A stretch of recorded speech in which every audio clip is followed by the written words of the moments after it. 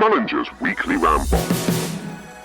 Hello, my friends. It is Wednesday, the 26th of February, 2025, and it is time for what is almost, I've just learned, just moments ago, right now, at 6 o'clock in the morning, what is almost the first anniversary episode of Mullinger's Weekly Ramble. I suddenly remembered, as I was going to start rambling about the fact that it's the Oscars this Sunday, that the very first episode was indeed about me getting ready for the Oscars. And I remember banging on and on about how, for, a movie buff like myself, movie geek, movie nerd, whatever you want to call it, the Oscars is kind of like the Super Bowl. And sure enough, and then I thought, wasn't that the... Anyways, so the very first episode of Mullinger's Weekly Ramble was the 6th of March, and it was called Mad Cow Blood and Oscar Ready. And it was about, I'm just reading the synopsis, I can't remember this, but I was banging on about VHS videos, Oscar predictions. I think Mad Cow Blood possibly refers to the fact that I had gone, maybe a couple of years ago, to give blood, because it's the right thing to do, right? A friend of mine, a doctor at the hospital, Zlatko is his name, had written a piece or done an interview about how essentially desperate the medical world is for blood, obviously. So I thought I would go and donate, and I went through this whole process. Long story short, yeah, right, Mullinger. Long story short, I went into the place that you donate blood. I made the appointment. I filled out the forms. I went in. I filled out a million more forms. Blah blah blah blah blah. Ultimately, what it ended up being was that they called me in the office and they said, were you in England between 1995 and 1998 or whatever? I said, well, yes, because the first form I filled out, form number 1 of 1,000, question number 1 of 1,000 questions was, where are you from?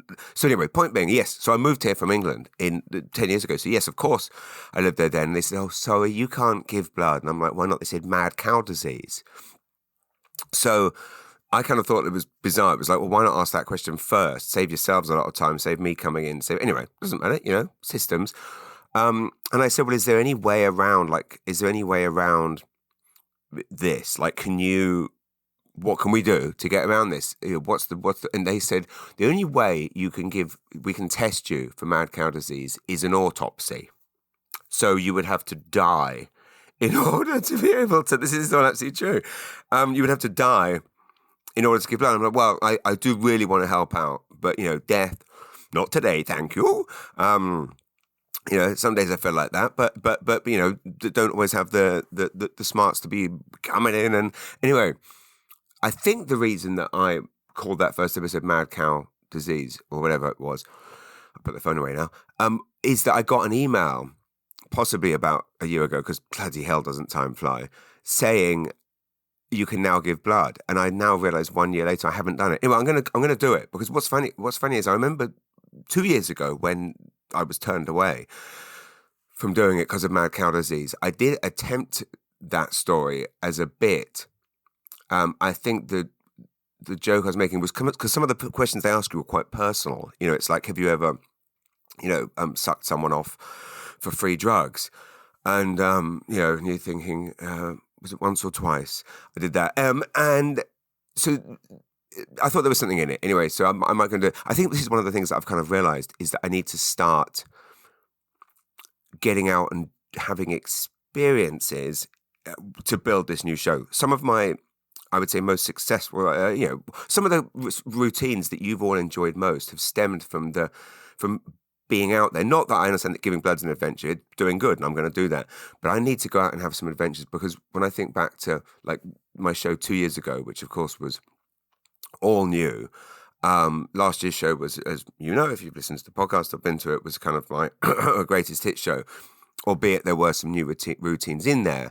But the previous year, I basically, in the space of 3 or 4 months, workshopped an entire new show. And all those routines stemmed from incidents. For example, doing a fundraiser show for Romero House with Nancy Reagan led to the Waterloo Street experience with Nancy Reagan, the Waterloo Street Tim Hortons experience. If you don't know what that is, go on the YouTubes, type in my name, Nancy Reagan, Waterloo Street. Equally, going to Woody Point spawned another 10-minute routine about meeting Mayor Irene Martin of Woody Point. Anyway, I don't know why this wasn't what I was going to talk about. Anyway, it's funny. I was thinking about this. So I was coming back on I've just come up from Halifax, basically. I was in Halifax at the weekend doing 3 shows, which were, by the way, the most fun imaginable. So there's a lot to unpick. For once, there isn't like a million. For once, there's not like a million shows to talk about because I've hardly watched or read anything. I finally finished reading my friend Andrew Butters's autobiography, "Death by a Thousand Cuts," which is basically it's a memoir by a fellow ADHDer who basically somehow has injured himself more times than bloody a hockey player, and the various ways in which he has harmed himself both through life and misadventure and incident and misfortune. But for once, and I'm getting further through the Mel Robbins book, which I am reluctantly finding actually quite useful. Again, and I don't like being cynical about things. So I'm frustrated with myself that a couple of weeks ago I was quite disparaging about it, which is so rude given how many people the book has helped. But I think to be fair, what I was disparaging about was the fact that, she'd stolen the idea. But, she just put it to the masses. And I've had a few personal incidents recently that I have found this let them theory useful. So, anyway, if you're finding it useful too, give it. I think I explained it last week. I'm not going to bang on it. The only thing I've watched, because again, at the weekend in Halifax, I was really, really working my backside off on the shows every day. And I will say, because I know I don't share, compliments on this show, but the kind words that I received after the shows were different to normal.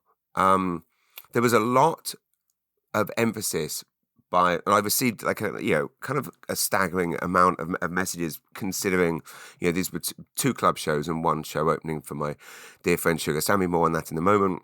But a lot of the letters seem to focus on how refreshing it was. And again, I'm careful here.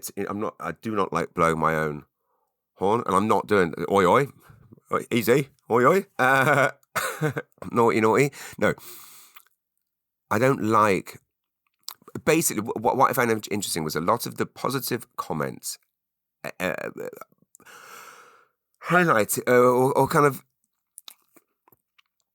most of the positive comments kind of were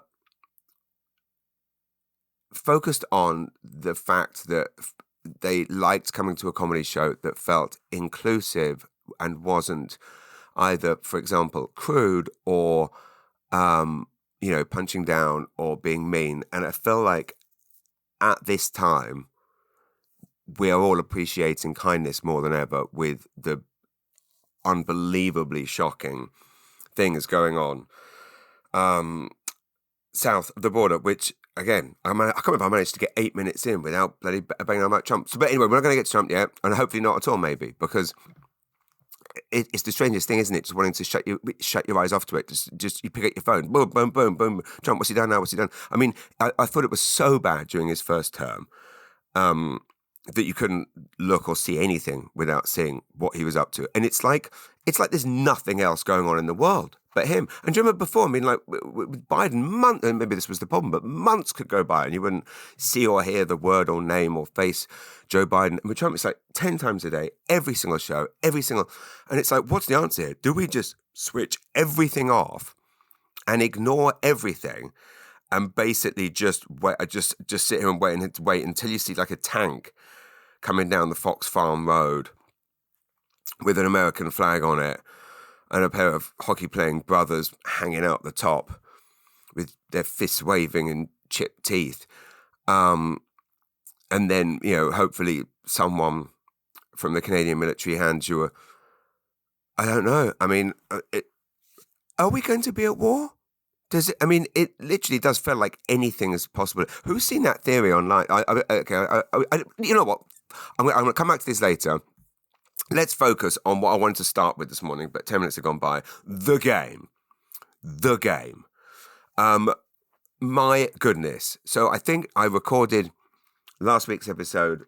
It went out Thursday, I believe. It went out. Did it? I can't remember. It doesn't matter. The point is, so last Thursday I took the bus to Halifax. Yes, the bus. So I don't need any of your messages writing to me saying, oh, be careful on the bus, people get beheaded on the bus. No, one person got beheaded on one bus, one time in Winnipeg, right? Winnipeg's a very long way away, and it doesn't mean that people get, the mob have beheaded people in hotel rooms. That doesn't mean if you go to a hotel, you get beheaded.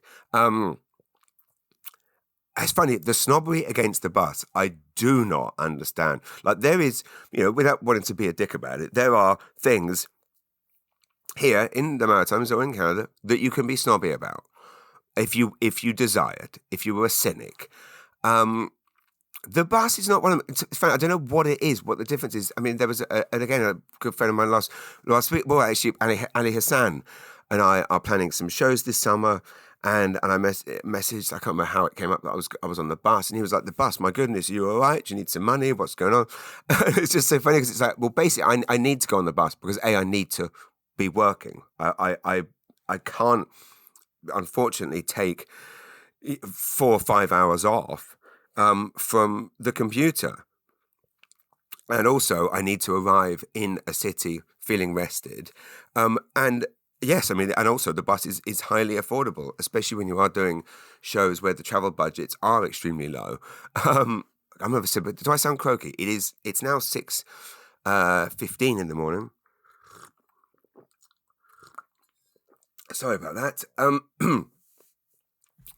What's my point? My point is, so the Maritime Bus Company. I mean, I'm basically the biggest fan. I was thinking about this I don't know why I love, on Sunday on my way back from Halifax, having done the TV appearance, 3 shows, seen numerous friends, Bill and Sheila Bean, had a wonderful lunch with lunch and a walk with Nancy Regan, saw so many people, and then on the bus, coming back on Sunday, 6.5 hours. So 6.5 hours basically to get from Halifax to St. John and vice versa, obviously. Which is, granted, that is the time it takes to fly from Halifax to London. But it just goes so quickly. On Sunday, I put into Chris Pam Sis, and I'm still like, I haven't quite finished what I was doing. Maybe it's because it's my only break from ADHD. Like I can't run around doing a million things. It's like my straitjacket. I love my time in a bus, and no one bugs you, no one talks to you.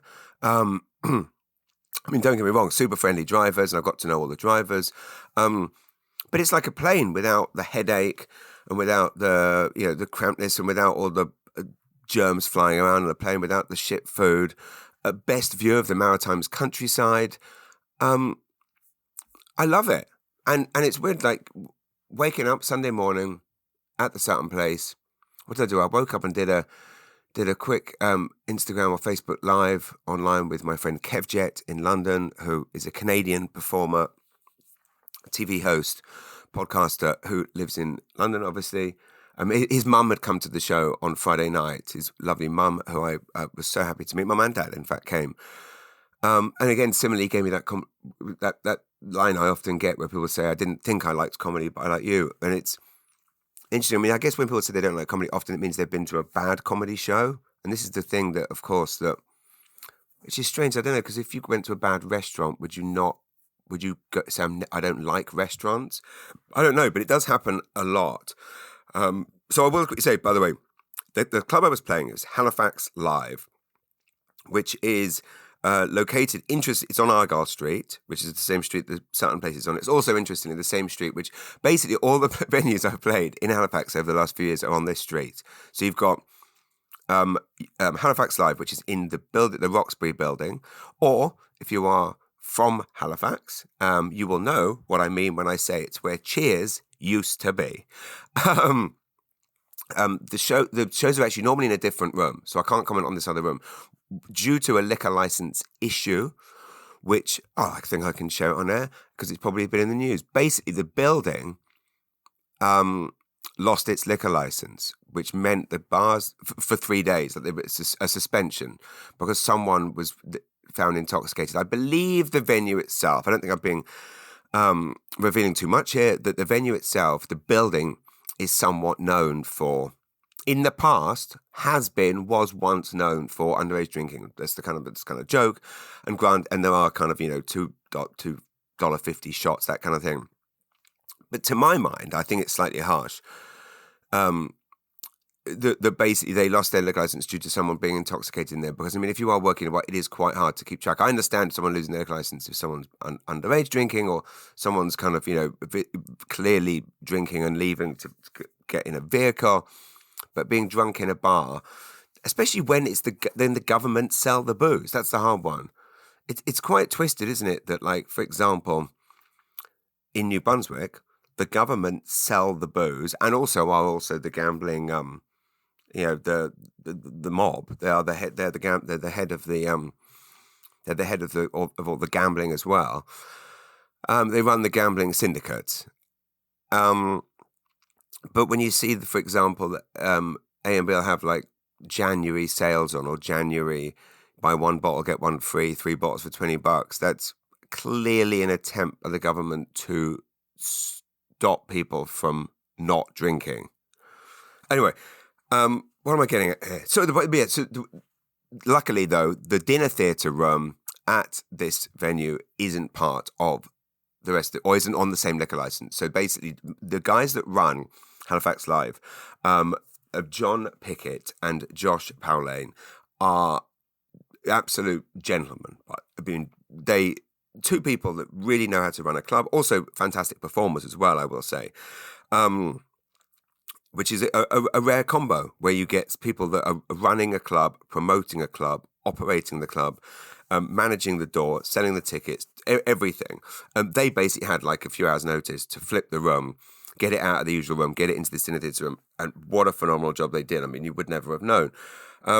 I arrive and there's kind of like a bit of panic going on, and I'm like, well, what's going on? And they kind of didn't want to tell me, which again is just one of those wonderful things, because normally everyone wants to tell you the problem, which when you're the performer, it's like you're already worrying about a million things.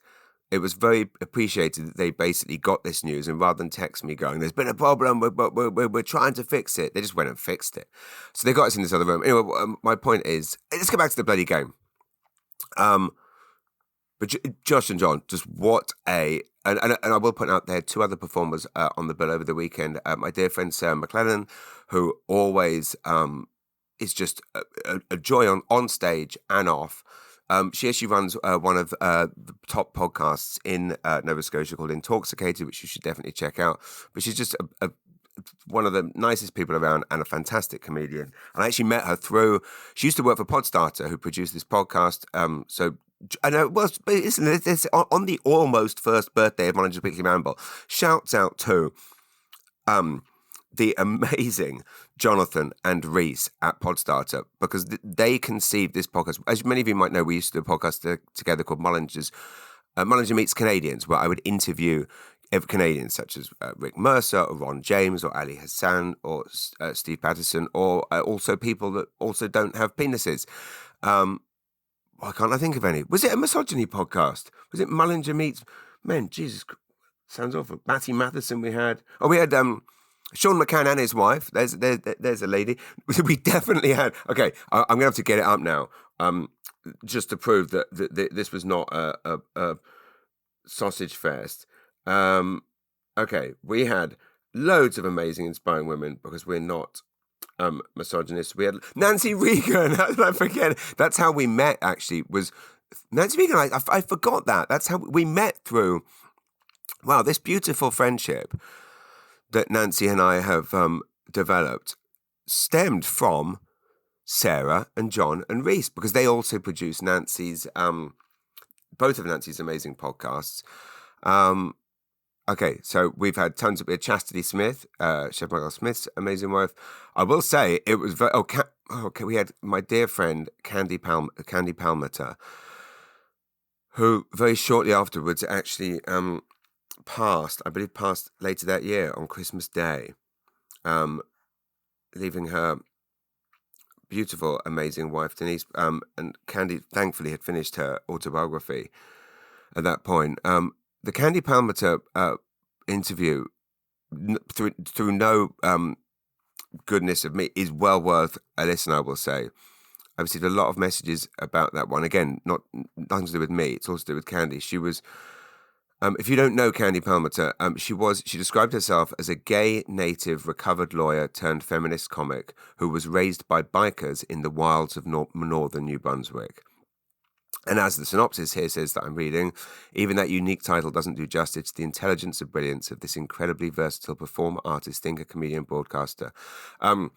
She was on The Social a lot. I used to see her a lot on The Social. And the first time I went on The Social, it was nice bonding with the host about our love for Candy. That is really well worth a listen. If you can't find the link, if you type it, I mean, if you go in and look for Mullinger Meets Canadians, you'll see it. If not, send me a message. Candy interviewed me. Robert Gallant from Hubcap Comedy Festival. Again, one of those people in New Brunswick comedy that's done so much for performers, artists. Amazing man. And again, pretty much did when I got here. Without Robert, I would never have been able to. Robert and Marshall were so kind. What's my point? Yes, my point is Robert got me on the Candy Palmer CBC show, and that's how we met. And then she wasn't well, and I was doing the Debaters recording at the Rebecca Cohen Theatre in Halifax, and she wasn't well. I think she was not very mobile, but went out of her way to. I think it was Denise. I went out of her way to have Denise come to find me, to come and say hello in person, and just essentially to welcome me to New Brunswick as a newcomer. I mean, literally the nicest. I mean, she was just, anyway, we stayed in touch, we talked a lot, and you listen to the podcast. It's even more emotional now knowing that she passed a few months later. Jolene Lasky, we also had on the podcast, the amazing founder of Wabanaki Maple. So it's not a complete sausage. Fiona Diamond, who actually is the founder of the Halifax Comedy Festival. She founded the Halifax Comedy Festival. Brooks and Fiona Diamond. Kate Beaton, the incredible author from Cape Breton, who actually won CBC's Canada Reads. We had Mary Walsh on it. Julia Rivard-Dexter. Anyway, Keely Wallace, Emily Higgins. So not a complete sausage fest, but we had Ian Hannah-Mansing on it, who has been in the news, well, obviously, but very controversial thing at the weekend. Did you all see this? The Ian Hannah-Mansing on his Sunday cross-country checkup show. They were discussing Trump's 51st state. Should we call it a proposal? Is it a proposal now? No, that's what got them into trouble. That basically the fact that they were discussing it as a thing made listeners understandably extremely angry. There was a massive outpouring of rage on Threads and Blue Sky, and I can't say what was happening on Twitter because I left it for obvious reasons. Which incidentally, we will get to this as well later. The issue of the Tesla owners. We are flying around a bit. Surprise, surprise. Let's get back to the bloody game. Okay, first of all, my dear friend Bev predicted the result of the game. What a game! I mean, tell me how you felt. I mean, it was nail biting. So I get my beloved bus. This is my point about the bus, right? It's not a bus. It's a coach. It's a coach. Like celebrities travel on coaches. Sports teams travel on coaches. Our heroes, our gods, Sidney Crosby. Basically, isn't it funny? Sidney Crosby is basically like the king. And I don't want to be disparaging to royalists listening, but royals, have done deplorable things.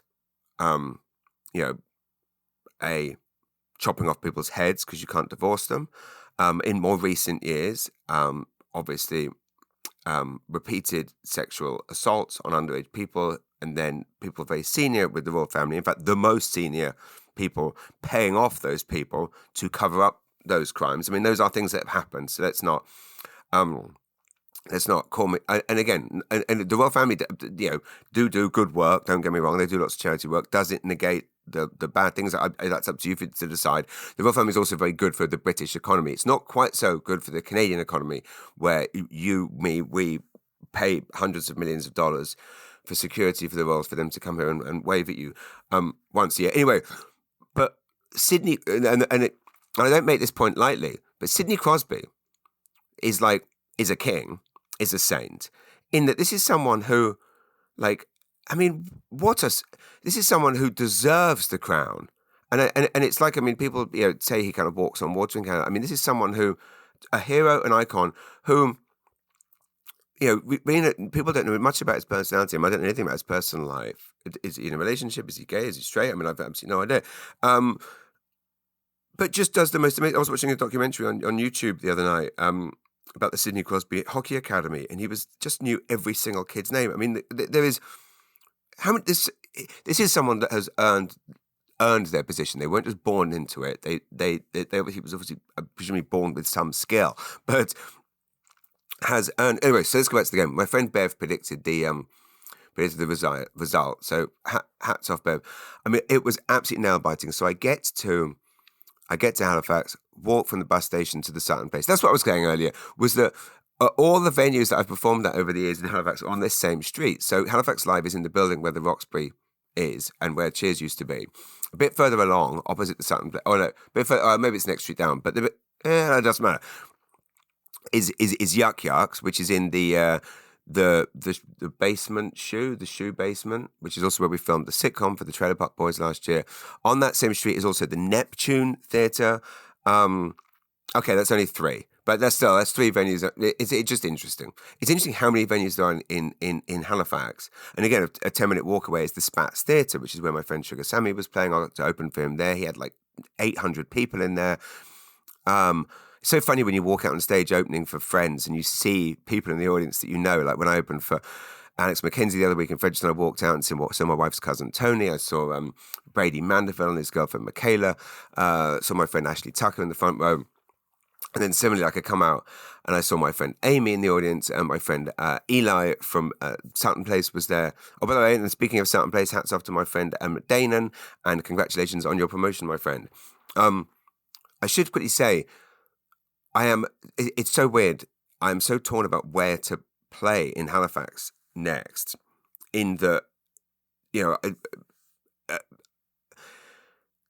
I was supposed to play the Spats Theatre in the year 2020, and it was put on sale, and it was supposed to happen in like April, and you can imagine what happened. And it was almost sold out, this ginormous venue, and then COVID hit, and then we had to change it to 4 shows. We had 800 tickets, close to 800 tickets sold, and then we had to split it into 4 shows because of COVID. Then we had to postpone that, postpone it again, and then we refunded everyone. And then since then, I've done Yuck Yucks a few times, the Neptune twice, and I'm desperate to go back and do the Spats. But it's that thing where I think which is a weird thing to go from being able to sell that many seats to not being able to. Is my career on the skids? Am I on the way out? This is it. And when you're on your own, sitting at this desk doing all this yourself, you have no way of... Back to the game. Point is, I get to Halifax. I knew I had to be up early Friday morning. I knew I was going to be getting up at like 6 a.m. to get to the CTV studios to do an interview with the wonderful Suzette. Thank you to everyone who saw that interview, by the way. And it is on my Facebooks or YouTubes or whatever else. But I stayed like all of us. I knew it would be amazing to go out and watch this game in Halifax, knowing that, all the Nova Scotian players on the team. And I knew it'd be amazing, but, I just had to rest. So I sat and watched it on my laptop, occasionally FaceTiming with my wife and my son. My sons Hunter and River, and it was just an absolute nail biter, wasn't it? I mean, I have never been so. It just felt so important that we win. It obviously politically, which is kind of obviously ludicrous, and of course, I mean, with Trump, you never really win because all that happens is you just make him angrier, and so probably by winning, it's actually gonna, I mean, the tariff thing is happening now. It transpires. But he's such a big baby that when things like this happened, he just, if anything, there was that thing online where it proved that every single thing he's ever done, every move he makes is a revenge against it's never about anything other than petty sniping gripes. Do you see that other theory online, which again, I'm not going to start sharing conspiracy theories, but this idea, but this thing is now with him in power doing what he does, and the evil that he's doing, and there's no other word for it. There was a theory touted that he was actually recruited by the Kremlin in like the 80s or 90s. And there's this whole kind of timeline which proves it, which again, I mean, traditionally, this is the area that his people would get into all the conspiracies. But the thing is but that was kind of the genius of it, is he's now convinced all of us to hate. What an incredibly genius, evil trick he's pulled, convincing everyone to not trust the media. So no one believes anything they see. And so now he can do anything. And it just seems like it's Oh, isn't it just It's completely plausible. Who would have thought during the Cold War or during when you're growing up in the 80s watching all these videos where the Russians, the enemies, blah, blah, blah, blah, blah. And again, all for international diplomacy. But who would have thought he would end up in bed with Putin, like a mass murderer, a dictator? Clearly, Trump isn't. When he said to his fan base in the run-up to the election that he wasn't that you won't need to vote again, he meant it. So when you the Canada victory, it was about hockey. It just felt obviously about so much more. I've grown up with the kind of the cloud of like growing up in England, the England win over Germany in 1966 was the kind of benchmark and pinnacle of British sporting prowess and success. Like in Euro 96, when Gareth Southgate missed the penalty, when England were in the final, the comedians David Baddiel and Frank Skinner did a song called Three Lions, and in it was called 30 Years of Hurt, because it was 30 years since 1966 when we won. And of course, obviously the war against Germany had ended, but it felt like there was still rivalry, as there probably still is today. But it felt like a win against, the Germans who did that awful. This is the weird thing, these Hitler comparisons with Trump. What feels so scary about the end game is that at least in the early stages before he revealed his evil, genocidal master plan of evil and mass murder, at least in the build-up, like Hitler was subtle. Like he had to kind of brainwash the German people into his evil plan. Trump isn't even trying to hide it. I mean, last week, or did it just happen? Where he's literally fired that senior army gentleman simply because he's black, and then banning. Literally banning banning trans people. I can't. You can't get here anyway. So my point is that this Canada game obviously felt like it transcended hockey, even though hockey is in Canada, it is everything. There was the controversy about the singing of "O Canada." As someone that can't sing, I must admit I didn't think it was that awful. My wife says I'm wrong, but then I'm a terrible singer. Should she have changed the lyric? I think it was deliberate. People were kicking off online saying she didn't know the lyrics. She changed it from "In All of Us Command," that "Only Us Command." People said it's not your place to do that. Hard one. Yes, you don't mess with the Canadian national anthem, I don't think, although I was planning to do that for my show, so I guess I can't do that. And she said she changed it because she believes in democracy and a sovereign nation should not have to be defending itself against tyranny and fascism. I don't think it was right, everyone going after her online. It didn't feel very Canadian.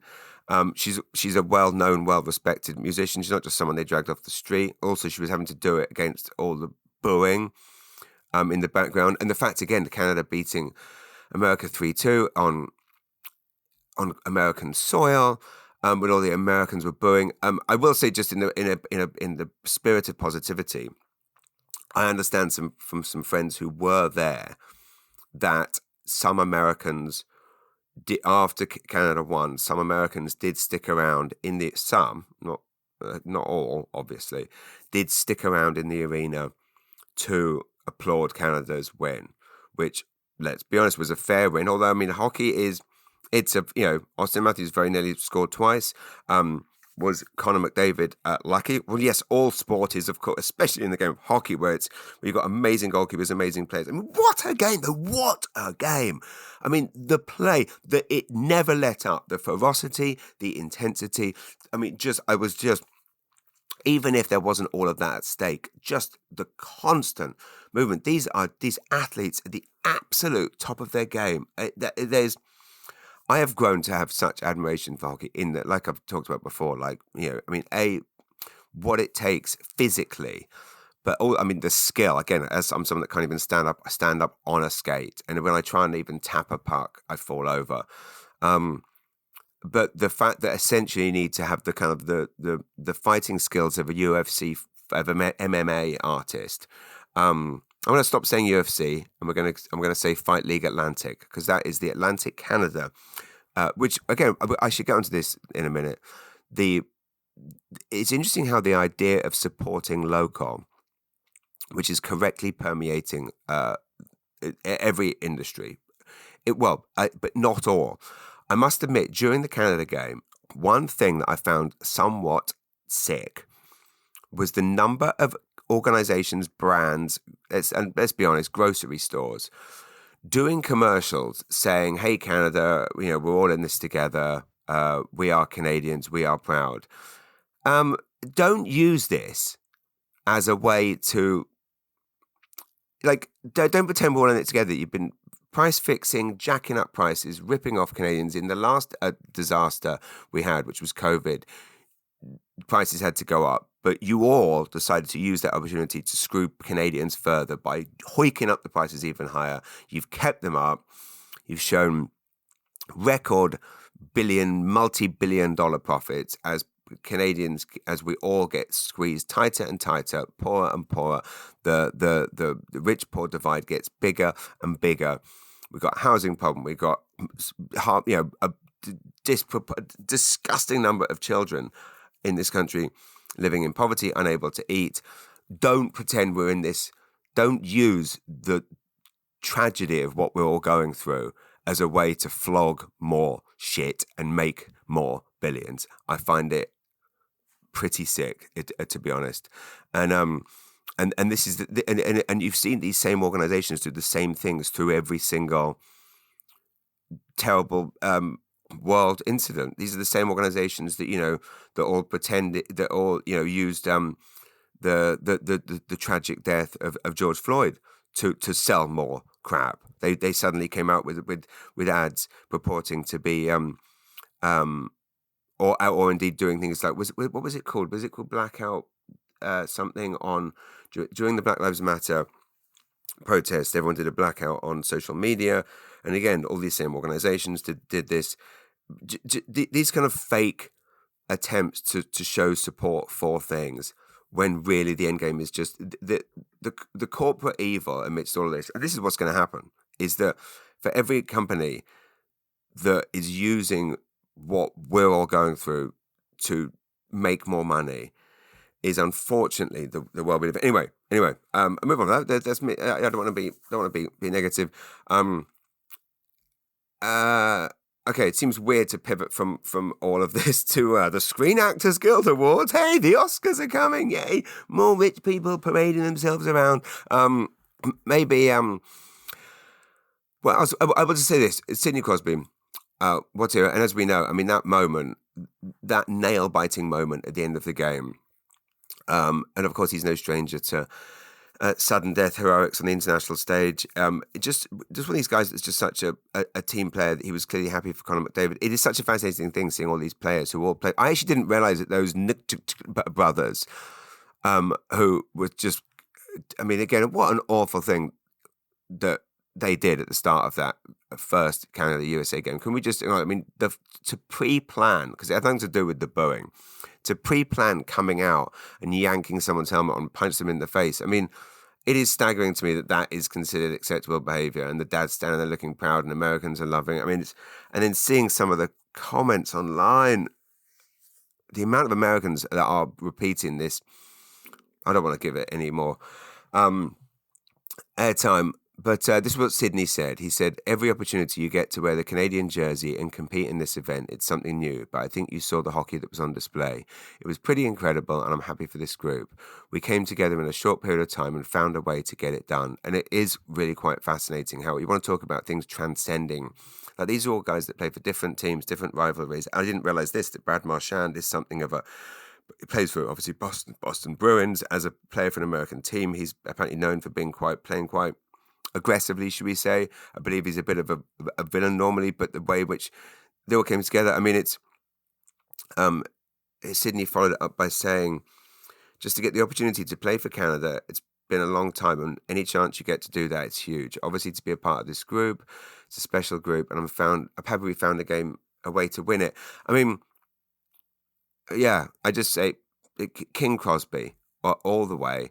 And it felt like a win, but of course, I mean, ultimately, it's probably going to rile Trump so much that he's going to just raise the tariffs to 50%. Because you just don't win with that guy. And who knows what?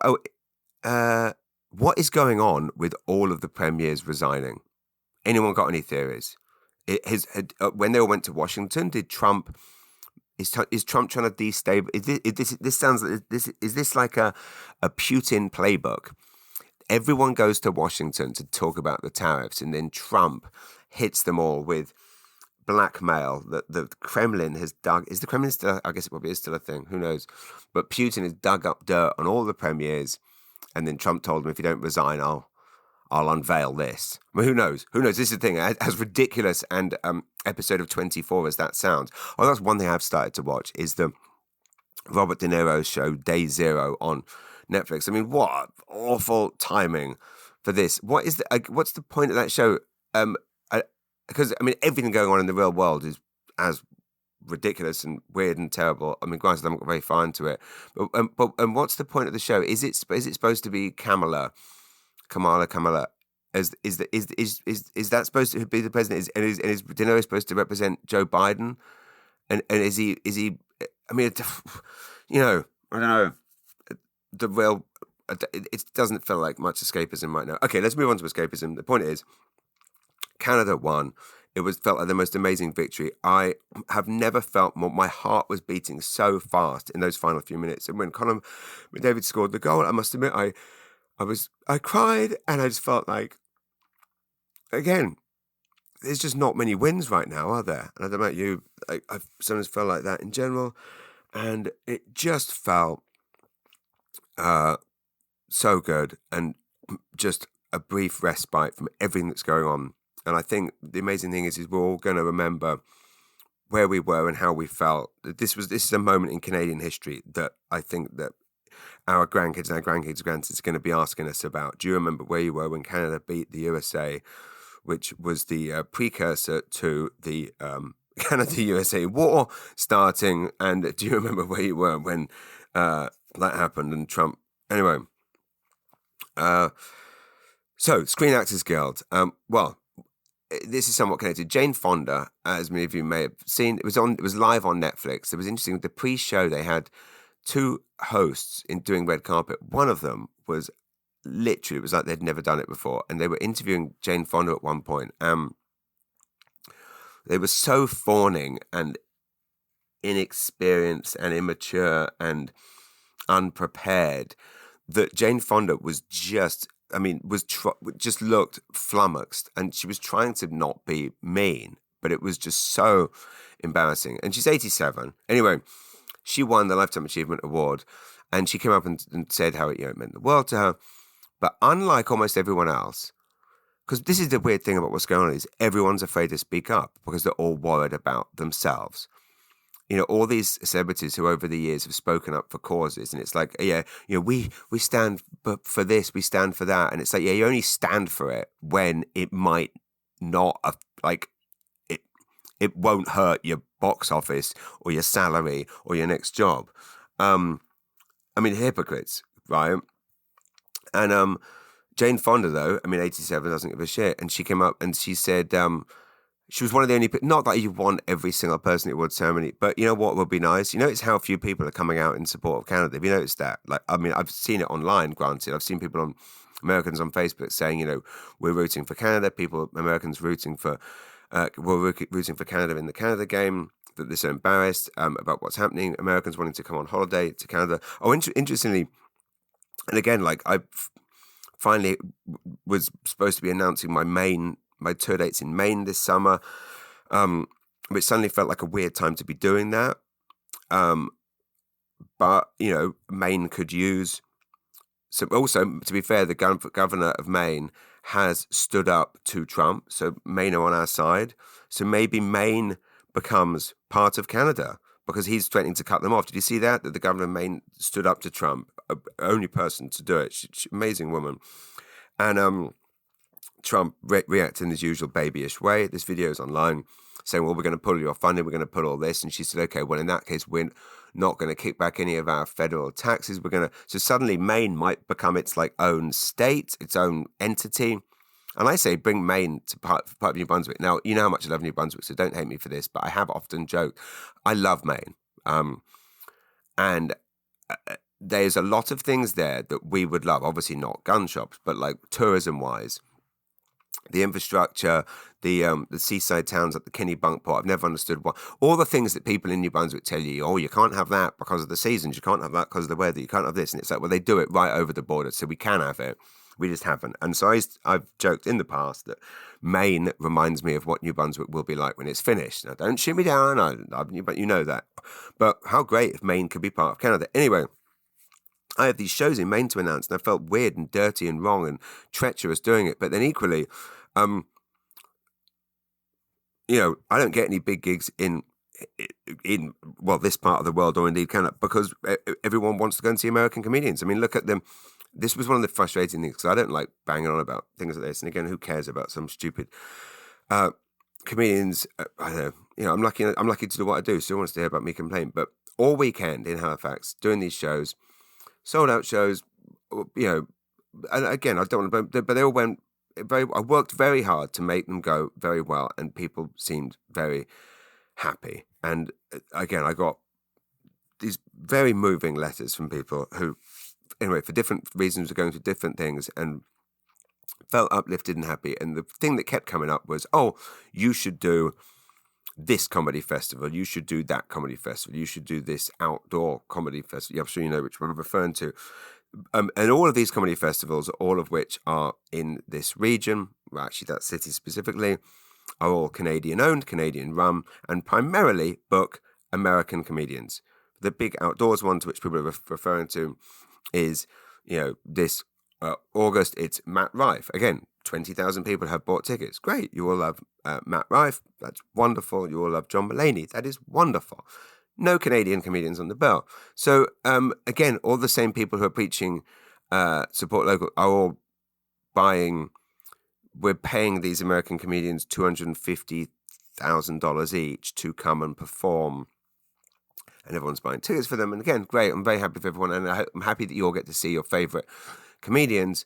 Could we not introduce some kind of infrastructure in this country where we can build up comedians? Too. The thing that people get saying to me, again, I don't want to bang on about this because this is my problem, and who cares?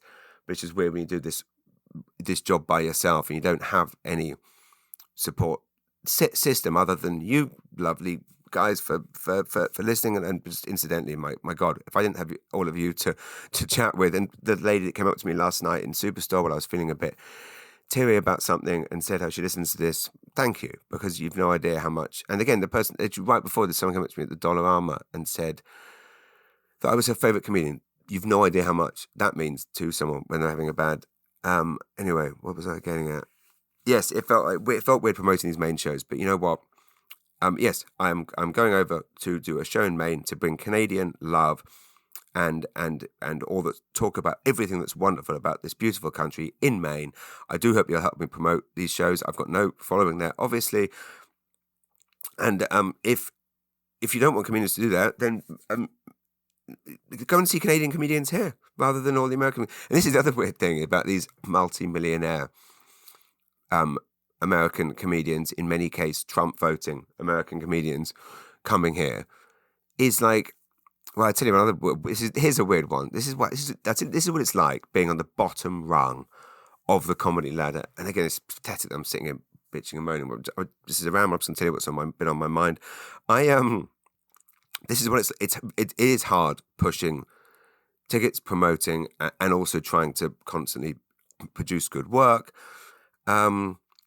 This again, I don't want to be. I will quickly say on the spirit of positivity. Yesterday, I had a major disappointment and immediately got in the car, drove to the YMCA, swam 20 lengths, and felt immediately better. So if you are looking for a solution to, if saying "let them" in your head isn't doing its trick, I implore you, go for a walk on a trail, go for a swim in the Y.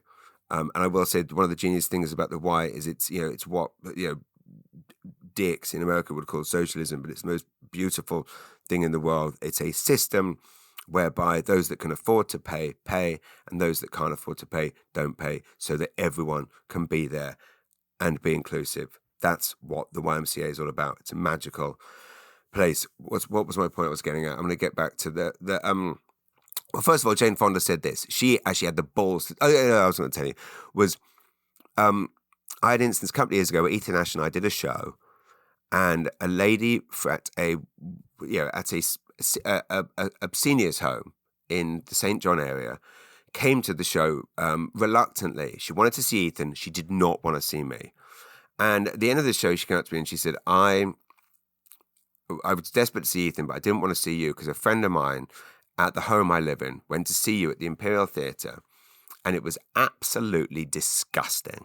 And she told all of us, it was spread like wildfire through this home, 1,000 residents, whatever, that you were absolutely disgusting. I said, I have to be honest, that doesn't sound like me. I might occasionally, use F-bombs, and I have been told to not do that. But I said, I really don't think I'm ever disgusting. Like, I really pride myself. And again, this was one of the things that came out of the weekend in Halifax, was the number of messages that were kind of, I don't know, or there was reviews posted on the Halifax live page as well, just saying that it was rare. They felt like it was a rare thing to see a comedian who was not targeting people and was simply making jokes about themselves and celebrating a place. And it's like, it is possible to be funny.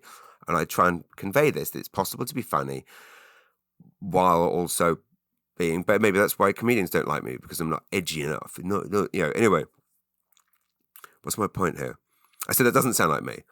And she said, well, she came to see you in 2019 at the Imperial Theatre. And I said, 2018. I said, I didn't play the Imperial in 2018. I said, I was there in 2014, 2015, and then I tried to return in 2020, then COVID happened, and I finally did it in 2022, and I did it every year. And this year I'm doing St. John High, by the way. I'm at my big St. John show this year is at St. John High on April the 26th, Saturday the 26th of April.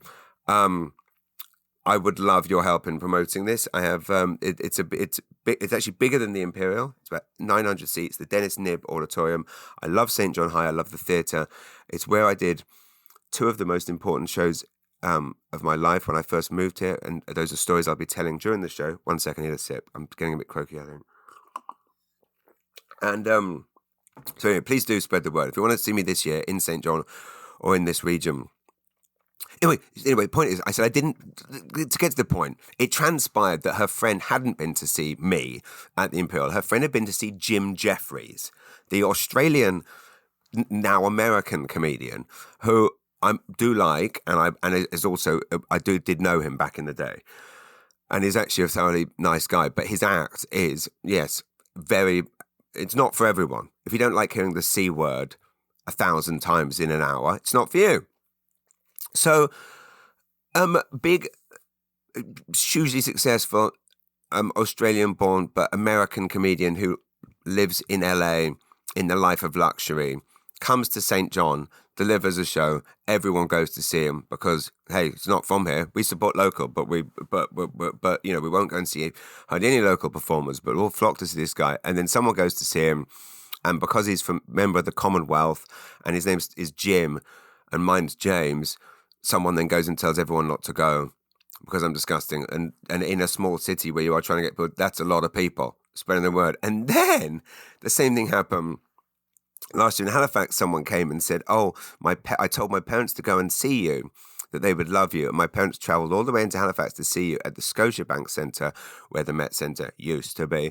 And everyone still does call it, is it called the Met? Anyway, long story, I said, I didn't play the Scotiabank. Anyway, long story short, and she said they hated it. They came to see you and all you did was talk about drugs. And I'm like, I'm pretty sure I don't, in college that's all I did, but not on stage. And she said, yeah, they came to see you. And anyway, it transpired they'd been to see John Mulaney. So again, multi-millionaire, every privilege, every possible life of luxury gets, and then comes here, plays to 10,000 people in the biggest arena in the city, probably the biggest arena in the entire Maritimes.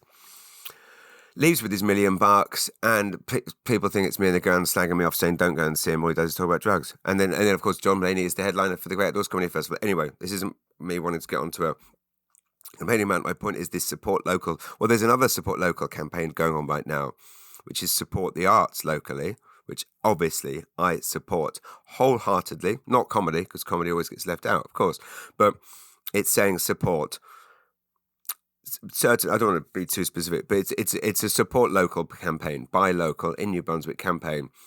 I found this out because they've spent tens, if not hundreds, tens of thousands of dollars advertising this on let's call it the Nazi network, Mark Zuckerberg's.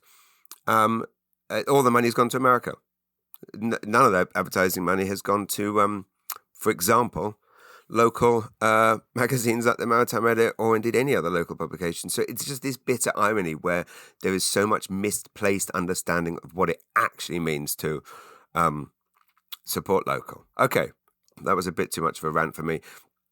What Jane Fonda said about the current political climate in the US was she compared it to McCarthyism, which it absolutely is, in that like not everyone's afraid to speak out.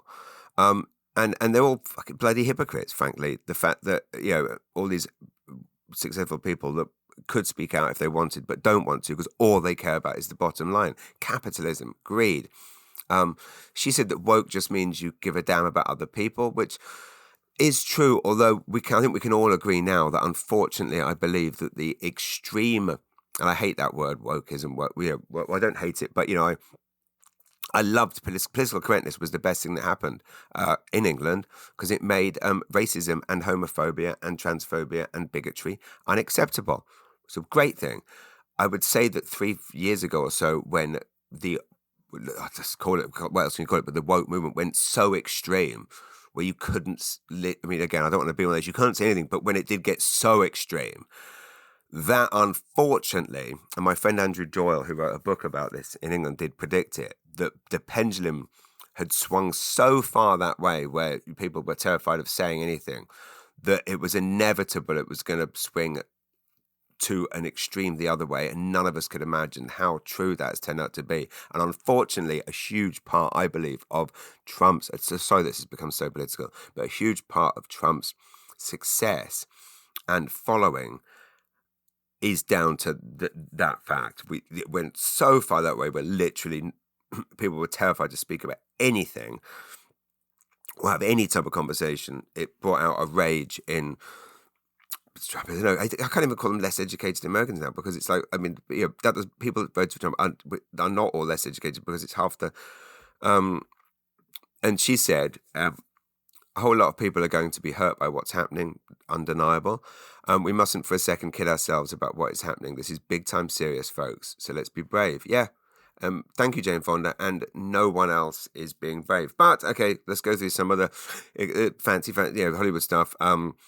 Demi Moore, there's a great irony to the fact that the film for which she has won for, The Substance, a satire on the perfection industry. Clearly, Demi Moore has taken the bloody substance. I mean, what the again? I don't want to be.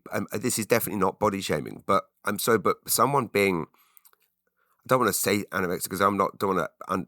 But I mean, she isn't eating, and she's had a ginormous boob job, and has clearly had every single. Which again, great if people want to look after themselves. But what she has done has mutilated herself to make herself this perfect ideal. While satirizing it in a film, satirizing people that want to look. Anyway, there seems to be a hypocrisy there, but you know what? Good performance and well done. And I guess she's looking after herself, so wonderful. But don't destroy yourselves, people. Eat well. Go to the YMCA. Don't pay money to have surgeons hack you up. But then none of us have got. Let's face it. The one thing we are all in together is none of us can afford to do that. So. Timothee Chalamet won for Best Actor, which I hate when people call things a snub or a big upset. It's like, okay, so Adrian Brody has won so far and probably going to win for. It's not an upset. And I did like Timothée Chalamet's speech. I have to say, he does seem to be a very nice person. Obviously, clearly a very hard worker. He said, "I was not expecting this at all. I put everything I had into playing this incomparable artist," which did come across in the film. I like the fact that he also said that he's in the pursuit of greatness. I thought, what a wonderful message. It's not embarrassing. It shouldn't be embarrassing to admit that you want to be great at something. Because you know what? I mean, humility and humbleness is great. And you can have that while also being in pursuit of, and I think it's an important message for young people that, don't be embarrassed. It's not, in school it's like, I don't want to be good in class. I don't want good grades. That is just the worst. And again, pretending that things come easily. Like, again, I think I talk about this on here a lot. Like, I don't pretend that any of what I do comes easy. But first of all, I find it a hell of a mental process to get myself onto a stage every night. I can't just walk out there. I also work ridiculously hard on writing and rewriting and honing. And so if you don't like what I do, which would you be listening to this if you didn't, then I really am shit, because I do work hard to create that thing you don't like. Okay, I just want to quickly say before I forget that the only thing I've watched this week, which properly watched, was The White Lotus, which is kind of intriguing as usual, although it's very slow starting. I had a great meeting on Monday with my book editor, James Langer. Many of you may know him. He edited my first book very successfully. I think if you liked my first book, he is the one who made it great.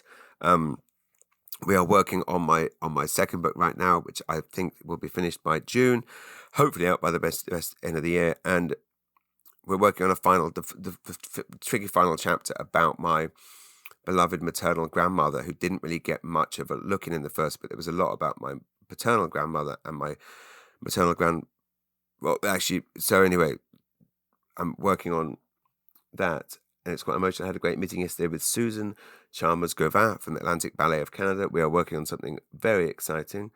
What have I got today? Tomorrow I've got back-to-back meetings about a film project we're working on. And I actually, to be fair, I did finish watching The Order, which is the Jude Law film about a true story based about the FBI hunting Nazi gangs in America. Feels very timely and tragically so, given that Nazism seems to be now back with force in America, in the mainstream. Isn't it just insane to think? I mean, again, talking about the pendulum swinging, like what you couldn't say or people that weren't comfortable asking a few years ago, and is now the mainstream. March break is obviously next week. It's funny, I had an invitation from a friend of mine who is photographing the Oscars on Sunday night, and he is then flying to London for the premiere of a movie that I'm desperate to see, starring Danny Dyer, called Marching Powder. The big premiere is in London on Tuesday night, and suddenly sent me a last minute invite, would I like to go? And it's like, oh my God, Danny Dyer is a British actor, for those who don't know, who went through a very, very dark, it went through kind of a dark and down period. It was a pariah for a while.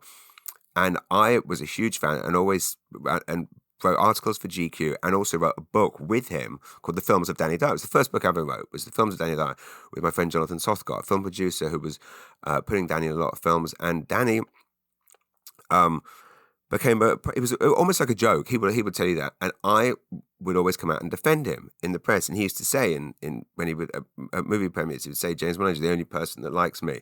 And basically, over the last 10 years since we've left, he became a huge star, much loved, as loved as Michael Caine, I would say.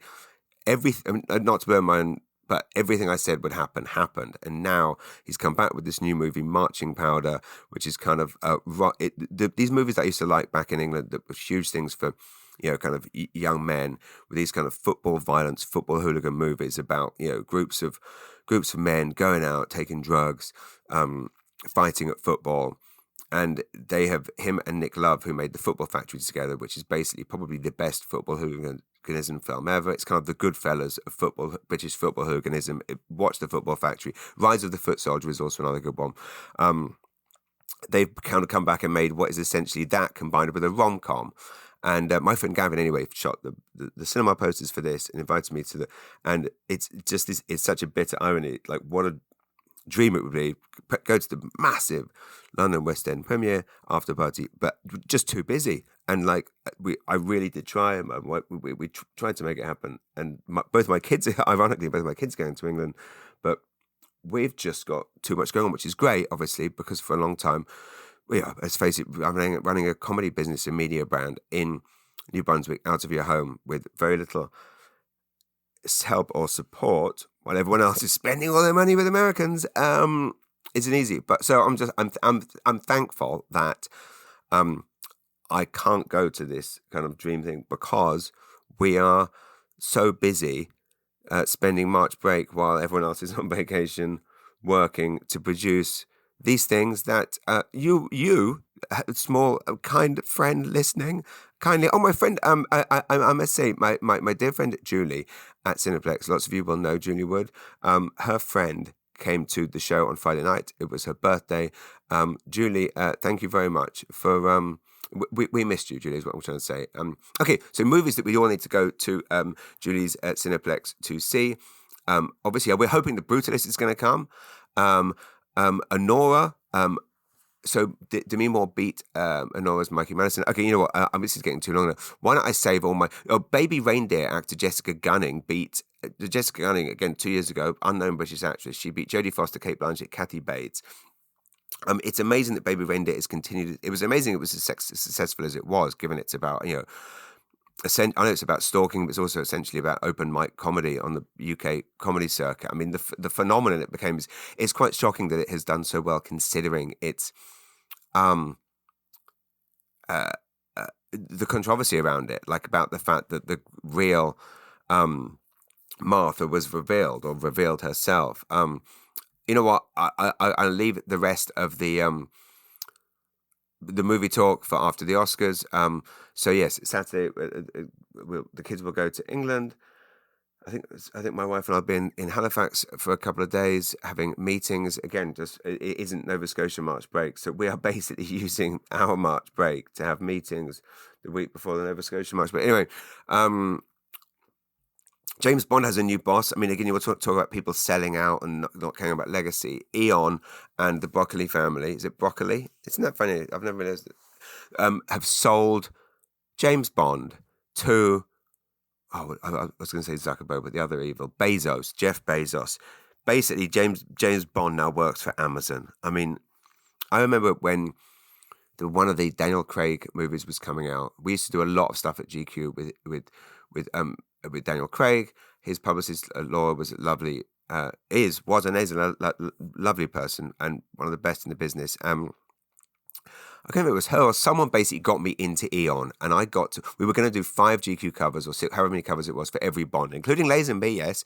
And actually, there's a video of me online interviewing loads of famous people about who their favourite Bond is. That always seems to constantly get funny comments from people, and the most thing that people mostly say is Timothy Dalton. Anyway, I got to go to the Eon offices and go through the Bond archives, looking at every single Bond picture, looking for the right cover for GQ. So weird that I used to do these things that at the time I never thought it was kind of not a grind as such. And I kind of knew how lucky I was, but and now he has sold.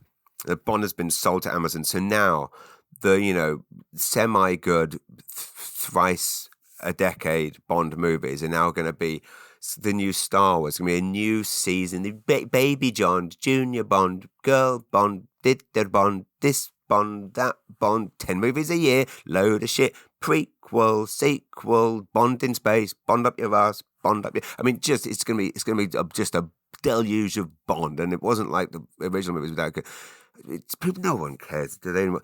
Have you been seeing all the stuff about how the Tesla? And I will say, Kieran Culkin, I love his speeches. Clearly, Kieran Culkin obviously has ADHD, I'm assuming. I love his ADHD. Basically, every single Kieran Culkin acceptance speech does seem to be a Culkin's Weekly Ramble. That's the Oscar season. That's the award season. Culkin's Weekly Ramble. it's so weird reading about all these poor people. I say poor people. The people who, again, as an electric car owner, all I can say is don't. It doesn't work. You can't get to Fredericton and back on a full charge.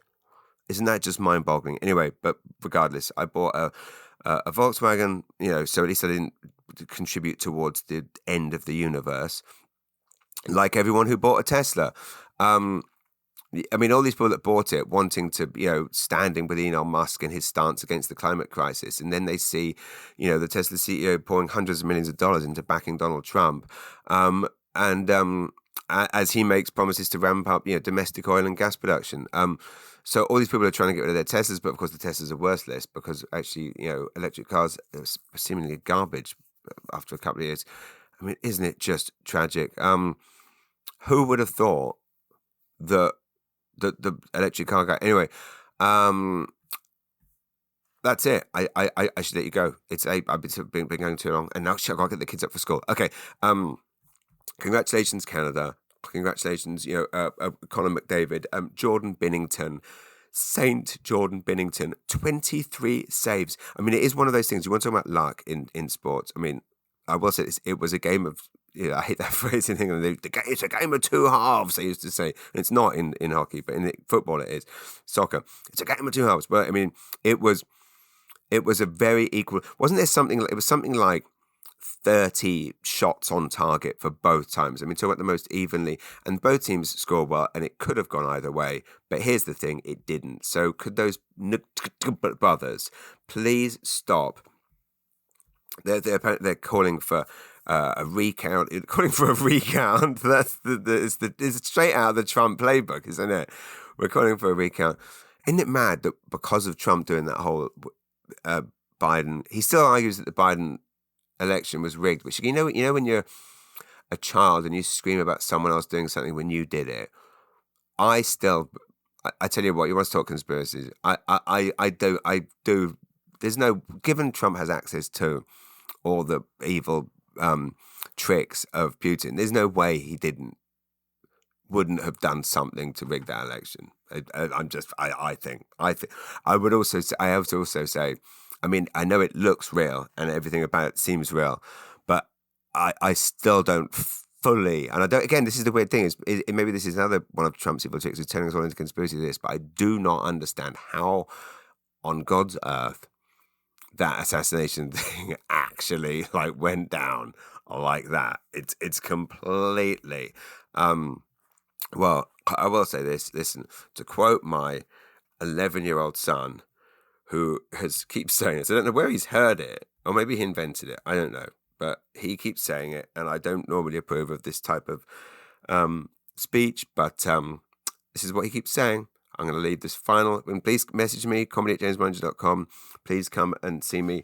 Hampton Brewing Company, 13th of March, 20th of March, Long Bay. I can reveal here that Nancy Reagan will be at that show. It will be her birthday, and we will be filming her TV show. I'm back in Halifax. Well, I'm back in Halifax next week, but then I'm back in Nova Scotia on the 29th of March to play the Mermaid Theatre in Windsor, and then I'm playing St Andrews, Graham and Anne, Keynote, St John Regional Hospital Foundation fundraiser, Long Bay on the 25th of April, St John High on the 26th of April, then Trinity Anglican Church the following week, then Halton, Maine.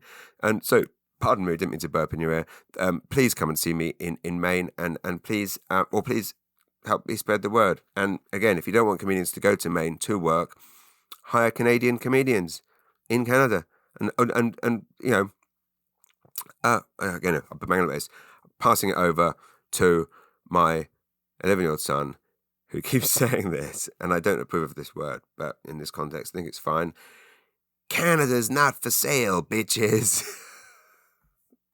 Thanks for listening. Love you all. See you next week. I know it's much break, and I was going to take a week pause, but I can't because A, the Oscars, and B, it's the first anniversary episode of Manager's Weekly Ramble next week. So see you next week for a birthday party. It's going to be a special one. Love you very much. Send me your questions. comedy@jamesmanager.com or james@jamesmanager.com or james@jamesmanager.com or come to my house. You know where I live. There you go. One more time. Over to River. Canada's not for sale, bitches.